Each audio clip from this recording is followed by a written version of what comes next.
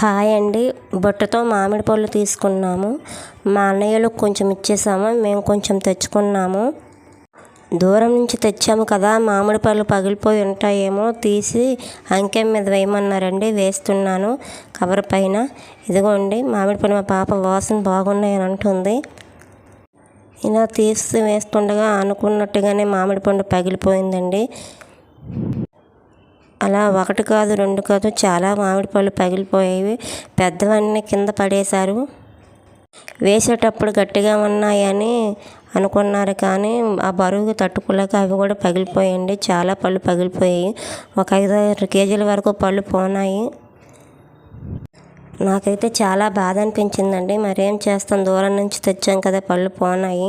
ఇదిగోండి చూస్తున్నారా, ఒకటి కాదు, రెండు కాదు, పెద్ద పళ్ళన్నీ కింద వేశారు, అవన్నీ పగిలిపోయాయి. ఆ అంకె వల్ల జ్యూసుగా అంటేసిందండి.